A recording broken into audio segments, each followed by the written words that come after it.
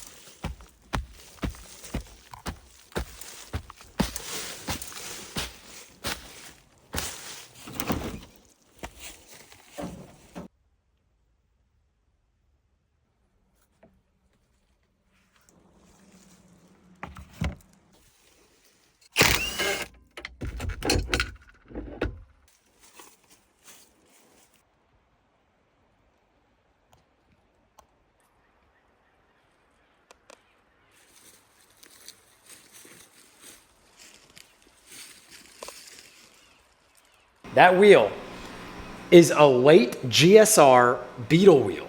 And no one would blame you for thinking that this was an aftermarket steering wheel because it kind of resembles an aftermarket steering wheel. Just a 3-spoke, there's no Volkswagen emblem in it, but there is, right here. Engraved right into the metal on the bottom spoke there is the Volkswagen emblem.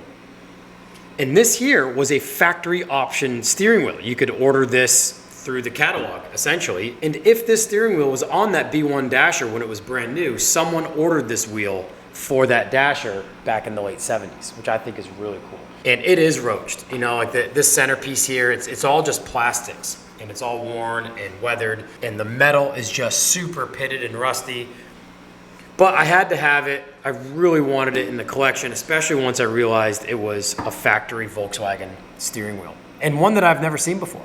Well, in today's episode, we have something far more exciting than a steering wheel that we are pulling off of a vehicle in that junkyard. So I've got the truck warming up. We're gonna run over to my dad's shop and pick him up. He's gonna be a part of this with me, and he's gonna give me a hand pulling some parts that I've always wanted in this local junkyard. Down here at my dad's shop now, and we're just getting some tools. I didn't bother loading the truck up. I've got some tools I keep in the truck, but we are getting some power tools. We've got, check this out. All you ROWE fans, if there are any out there, this here is the Gen 1 chainsaw. This was probably like, what, late 90s? I have no idea. I don't know. I still have. So my dad bought like the full case, the first gen ROWE wireless battery operated tools. And it has like the Sawzall, the drill, the skill saw, the flashlight, and they're all huge, right? Because this was like first generation battery operated stuff. And I still use all of it. They still accept like the new lithium batteries. And I forgot he had this. You know, I recently bought one of the new Milwaukee battery operated chainsaws. It's got a longer bar than this one. And I didn't throw it in, and you've seen this junkyard. We got some trees to cut down, not big trees, but we have some little trees to cut down. And yeah, I thought this was pretty cool. He's got the original ROWE battery operated chainsaw. So we're just loading up some stuff now. Huge shout out to Pete up there at the yard because he threw in something that's kind of special to me. You guys know that I collect root beer bottles from all over the world. There's mostly America because root beer is not that big outside of America. But I saw this sitting in their shop, and he threw it in with what I purchased, and I thought that was pretty cool. So huge thanks to Pete for throwing that in. I feel like he liked looking at it just as much as I will, so I feel like it took a lot to get this out of his possession in his shop. Yep, Sawzall chainsaw, giant pry bar, sledgehammer, mini sledge, everything we can think of, because this stuff's been sitting out in the woods for decades. And bug spray. We need that. I was in there yesterday on a rainy day. The mosquitoes and the ticks are very real.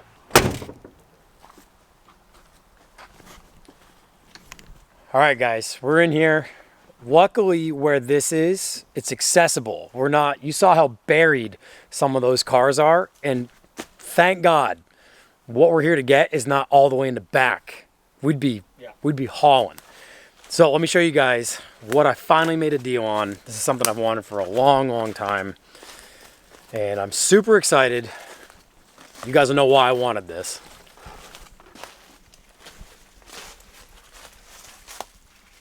All right, so 47 to 53 GMC, right? So the Chevrolet and GMCs shared this body style from 1947 to 1953. 54 introduced the open windshield. So this is the split screen. Now, a lot of you guys know I have a 52 5-window Chevy cab over. It's got a different front end, and it's got the corner windows right here. So this is the 3-window. And they did the 5-window for better visibility when you're backing up and all that, right? Well, this GMC cab over has been in here for a long, long time. It's hitting the front. It's got a bunch of body damage. But look at these doors. This is what I've purchased. I'm from Meredith, New Hampshire, and Ashland is a neighboring town just a few miles up the street. And this was an automotive business in Ashland, New Hampshire. And the story I got from the guys is Roy's Auto Repair, the guy who started Roy's, used to work for International. I don't know if you know this guy or not. Pete was telling me the story yesterday. So Roy Sr., if there was two, I know the old man Roy had started Roy's Auto Repair. Before he started his garage, he worked for International and drove this truck in the 1950s, hauling tractors from dealership to dealership. They retired the truck from their fleet, and he bought the truck and then started Roy's Auto Repair and painted the truck and painted this sign over the International logo. So this truck was dual purposed throughout its life, but the same guy drove the truck, which I think is just so cool. Drove the truck when it was owned by International, and then it was his personal truck when he put his own name on the door. This one's the best one out of the two. This side over here's stayed more damp or just peeled more, which is really too bad. Roy's is gone. Auto's gone. You can see the International Harvester sign still kind of protruding from behind the hand-painted sign. And I've wanted these doors for wall art, right? I originally thought, when I first got my cab over 10 years ago, I thought I wanted these doors for my cab over. But as you could probably imagine, I want to put Ludwig's Garage on my doors, and I want someone to hand paint, just like this, vintage logos on the side of my doors. So then I thought, well, I'll come up and get these doors as wall art, hang them up in the shop. You know, they're cab over doors, which are hard to find. But then one step beyond that is both side glass, both door windows in my cab over are broken, and the regulators and mechanisms inside the doors are no longer good. This truck miraculously has two good windows. Both doors have good windows in them, and they still roll up, which is insane. So yeah, so we're gonna pull these doors off. We're gonna get one open first. It's not gonna come quietly. No. But that door opens. This one I've had open. I feel like I've had that door open before, many years ago. It just needs, I think we need to just lift up on it, and I don't want to lift on the bottom, I don't think. You want me to get inside? I can hire a cab up. Here. I wasn't even filming when you crammed that thing open. There we go. Yeah, this figures because it just filled up with water and junk. But this here is key as well. It's got the chrome trim surrounds on both sides. This is an access to get into the bottom of the door, so that when you're working on this and you drop your wrench and it falls down. Yeah, because so it's game over otherwise.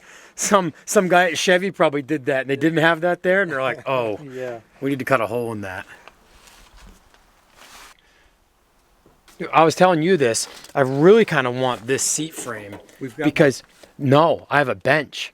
Look at the shifter. Oh, I this see. was these were buckets with these flanges here, and the shifter came up between the seats, where my cab over had a bench seat, and the shifter came under the bench to a pivot point on the doghouse, and then came up. And I ought to keep this in mind. Although I guess maybe my frame, we could just get a picture of how they've done that, and we can modify. Yeah, because I think we still have that frame, right? Right. The we factory still have frame. the frame, but you'll have to have the bench padding redone. Right. We might just be able to get to these. This has been broke. Yeah. There's probably no chance that those are going to come out or not spin. We can try it. It'd be great if they just snapped off. Yeah. Well, you brought the Ooga Dooga, so. Yeah, these poor trucks. It is too bad. I share the sentiment with everyone that says, well, it's too bad these things just sit and rot away. I totally agree. Is that an inactive bee nest up there? Is that dead? Oh, yeah, for sure. Those guys aren't alive. As we speak, it's May 21st, 2025, and it's been in the 30s Fahrenheit overnight. Tomorrow is going to be a high of like 45 degrees on May 22nd. We're coming into June, and it's freezing. Not freezing, but, you know, it's not as warm as it should be in New Hampshire in May. This side here will open. I had this open when we were here yesterday talking about trying to get the doors. You can see the bottom of this one's rotted right off. It does have the very bottom. You know, you could repair this.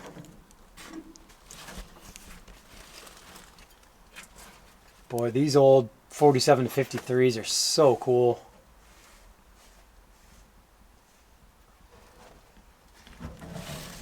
I know, I gotta get back on mine. We'll talk about mine when we get back to my dad's shop. But for now, let's get these doors off. Still got the badges. Yeah, this one's real crunched. I remember thinking about wanting to buy this truck before I acquired mine. Got another cab over, giving it company. It's an old Ford 750, and it's a shorty too. A lot of these were fire trucks, but this one here is just a cab and chassis shorty with a fifth wheel frame on it, which I think is pretty cool. Short wheelbase cab overs are the funniest looking trucks. Shout out to Carl Fisher from Make It Custom in Canada, who's got one of these on air suspension. And it's actually an old fire truck cab, so it's got jump seats in the back. So it's like an extended cab. And they just bagged that on a custom chassis. Ramp truck, like a slant deck car hauler. Very cool. That's the goal for my cab over. It's to be a car hauler. Well. Forgot, but these are not 6-point. Oh, I've got a 6-point. This thing is crazy.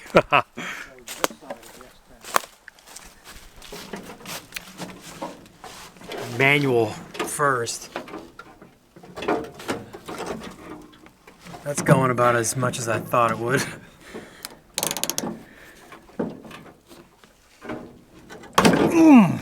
That's a 12-point socket too, isn't it? Oh, wow. It's coming out. Yeah. Yeah, we probably can start this one with the impact. Yeah.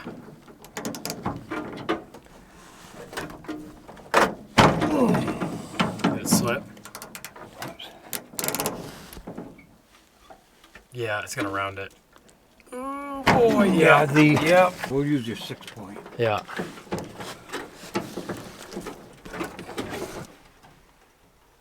Boy, I don't. Oh yeah, it won't.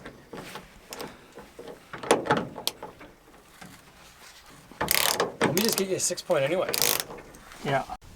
We've got a small impact, but we also brought the big boy, 1/2-inch, 1,800 foot-pound. I don't think we're gonna need that, but. Oh yeah, I don't think this will. Yeah, maybe. I don't know.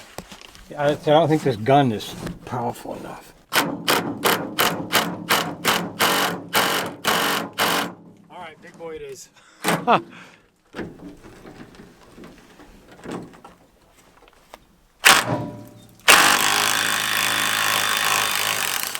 See, that's what I thought was gonna happen. Yeah. Well, this is down lower. It's got all the rust and water. Yeah.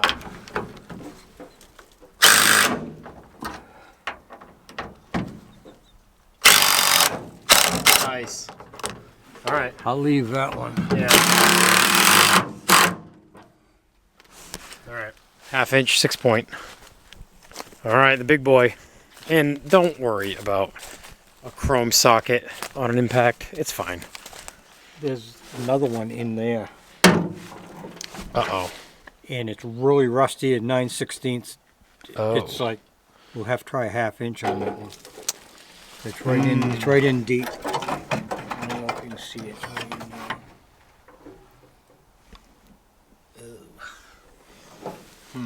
The top one is just that plate that slides right out. Right. Yeah. Pull these. It's sandwiched in between Yeah. the plate there.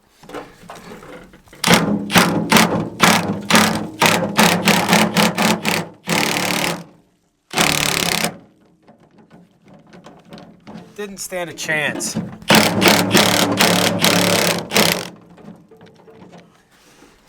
right. Yeah, you want to try a 1/2 inch on that thing? Yeah. 7/16. Oh, really? Yeah. Yeah. That was the 13 I tried there. Let's Try the 1/2. I'll try the 1/2.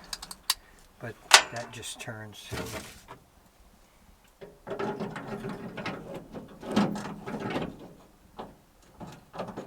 Too loose. Oh, maybe 12 millimeter. You have a 6.12. Yeah. It's just 3/8. We have to use that reducer. Yeah. Yeah. Let's try the 12 before I try anything. I don't want to round it off any worse. That's what it looks like. Yeah. Doesn't even look like a bolt anymore.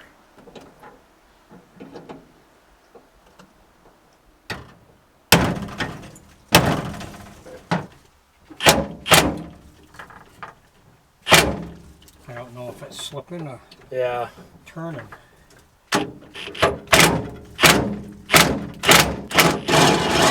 Yeah, that's rolling. Yeah, doesn't even look like it's got edges on it. Figures. Yeah, there is a panel there. I don't know. There's a removable panel up Yes. top. We can probably cut that I'll away get the though. crowbar and pry that open there. Yeah.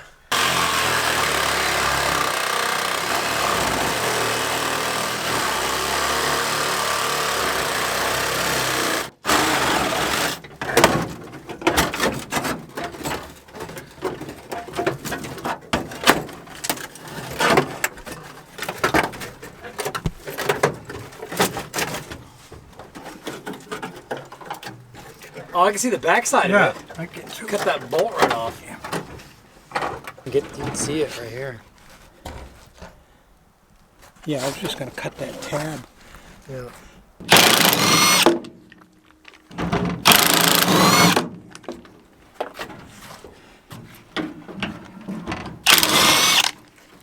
All right, one more.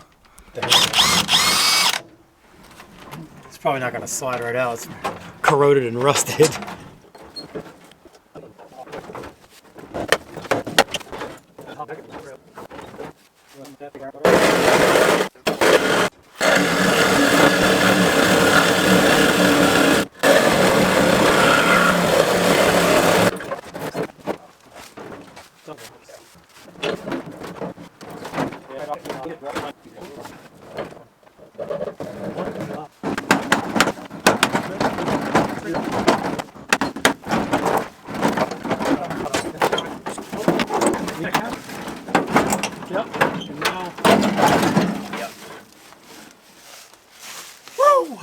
We got it.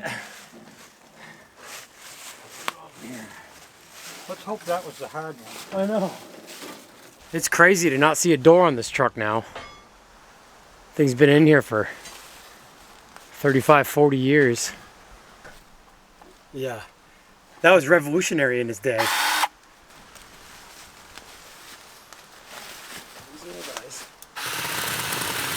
That is slow. Yeah. It's like, Yeah. A beaver can chew it off faster than that thing can cut. yeah.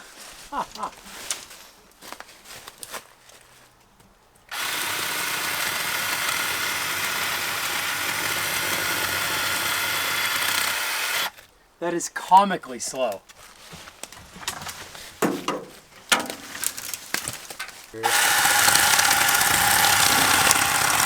It's sharp. Yeah, it is. What RPM is this thing running?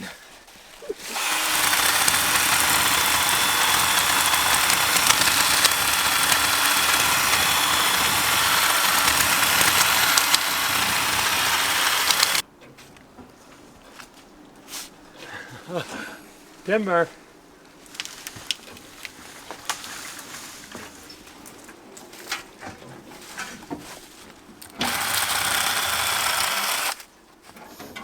ROWE Power Tools.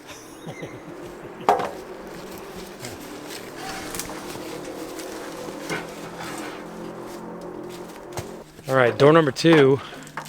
Was that wire holding the fender up? Holding the fender up, yeah. Go through I wonder if they did. bracket. I wonder if they did that when they like brought it in here. So they're probably hauling tractors. Yeah.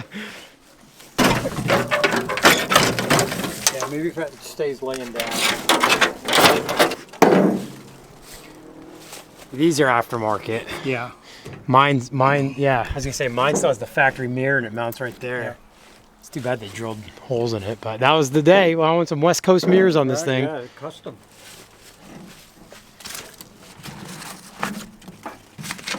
Get that out of the way. Check this out. How crazy is that?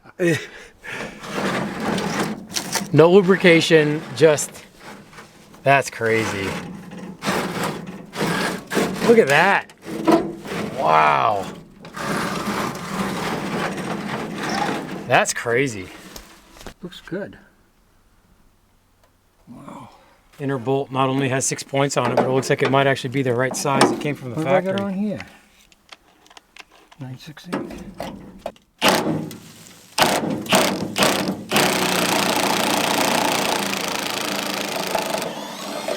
I like it. Nice. I like it.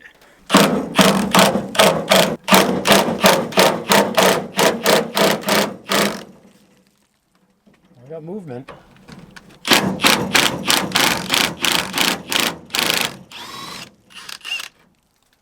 I don't want to speak too soon, but maybe we got the hard one done. Yeah, I hope so.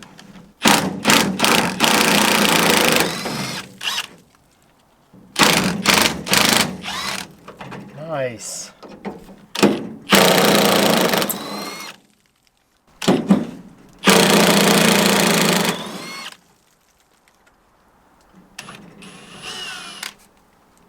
How hard is it going to be to pry the thing out? Careful, it might just fall off of it. Maybe, I don't Break the know. window. Could we be so lucky? Oh yeah, can you imagine? Yeah. You break the window. That's what I thought. Stuck? Yeah. Oh, hold on. They welded this bottom bracket of the hinge Oh yeah. right to the fender. Does that have to come out with the? See, this was all replaced. Yeah. It's brass. They brazed it on. Does this have to come out with the hinge? We got to cut this off. Yeah, that's Oh, part yeah. of the hinge. Huh. So yeah, we'll cut this off right Huh. there. It's brass. They brazed it. Well, they brazed that, but did Yep. they braze this? Yeah, I think that's brass so. too. Huh. Yeah. Old school. Yeah. Guy did a good job. Yeah. See the brass flying out? Oh yeah. Wow.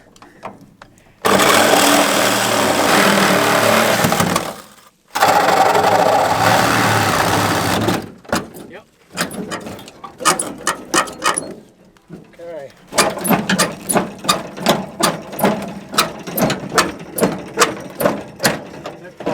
Yeah, I'm gonna have to pry on that.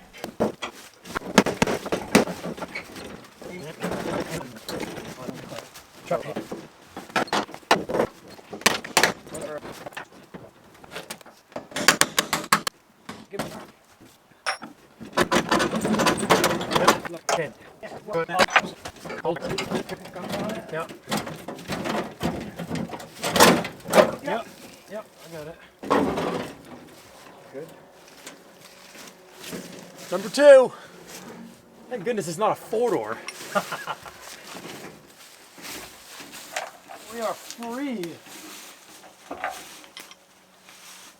You know when you come into Canaan from the Bristol area on 4, and you come into the village and you come into that first turn, like the village square is going to be right there, Yeah. where Dorchester Mountain Road comes in. Yeah. Well, as you come down into that little triangle, Right on the right was the International dealer. I remember seeing Scouts and Travelalls parked out front there. It's crazy to think that that's more than likely the International Could've dealership that this truck ran Yeah. vehicles for. 'Cause- Offhand, I don't know where another one was. and I always thought it was crazy. International, who built Emeryvilles Yeah. and Sightliners Yeah. and all the big trucks later on, that an International dealership was using a GMC. Yeah. Just a small town dealership. Yeah. Use what you got. 2-speed switch for the rear end. Yep, mine had that too. High, now, low. the T on this, you think that's for throttle? For high throttle? Yeah. That's probably the choke. That Yep. T handles the choke. Yes. Throttle start button. Yeah, which they did away with the foot start then probably. Yeah. Because this had one of those foot. This was foot actuated. Yeah. Well, guys, we got the doors off. So cool. I mean, just a really cool piece of my local history.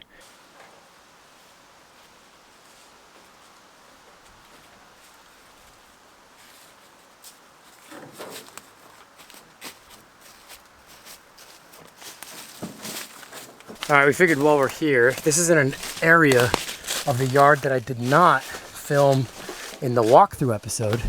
That right there is so cool. Yeah. Wow, what was that, a well puller or something? Look at the size of the frame on the back of this Yeah. cab over. Yeah, or a lot of guys moved foundation granite with them. I don't think I've said anything about this on the YouTube channel. That box trailer is what I want to haul behind the cab over Yeah. in the worst way. Yeah. It'll never come out of here.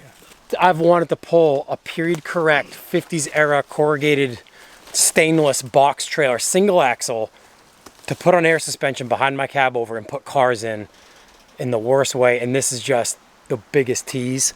Because you're right, it's never going to come out of here. No. What, International? Yep. Yep. International. Wow, with the spare still on it? Well used. Wow. They get all they could out of it. Yeah.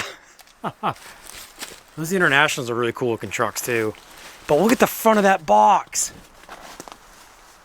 Imagine this fifth wheel hooked up to my cab over as a cabin chassis with this thing as low as the truck. Wow, these Internationals are so cool with that like curved dash. John, get a picture of that door. Prescott Lumber. That's Middleton Lumber now. Oh, is it? It went from Prescott Lumber to Garrity's. Wow. That was probably one of their delivery trucks. Yep. International. So as my dad was just saying, this here was the company 2 companies ago of my local lumber yard in Meredith, New Hampshire. It's crazy to think that this International Lodestar probably helped build a lot of the houses in our area. Just look at this thing. Another really cool step van. These things are so cool. Idea what it was. Something big. Oh, and narrow track width too. You look at the steering. It's got a steering wheel on it. Yeah. Yeah, engine was here. Engine, transmission. But it had a steering wheel. It wasn't like a stick control. Yeah, I don't know how that worked. What do you guys think this was? I mean, look at the seat. It has that style seat on it right here. Look at the gearbox in it. What do you guys think this was? Yeah, gearbox, forward and reverse. Yeah, that's it. This has been over a decade of wanting to get these doors. Really stoked to finally make it happen.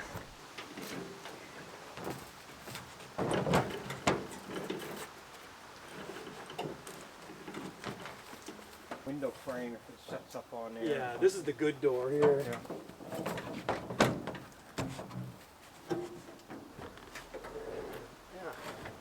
No problem.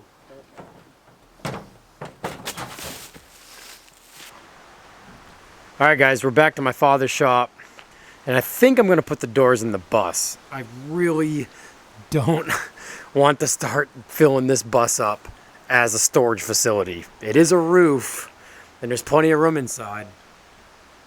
But we got to start on this bus soon. I don't want to put anything in here that doesn't need to be with the bus. But I want to take the windows and regulators, cranks and mechanisms and all that out of those doors and ultimately put them in the doors on my cab over. So if you guys are new to the channel, this one's my 52.5 window. It's obviously not all put together. But it's currently sitting on a 1995 second gen Dodge 3500 two-wheel drive chassis with the 12 valve P-pump Cummins in it. So it's got a 6BT in it.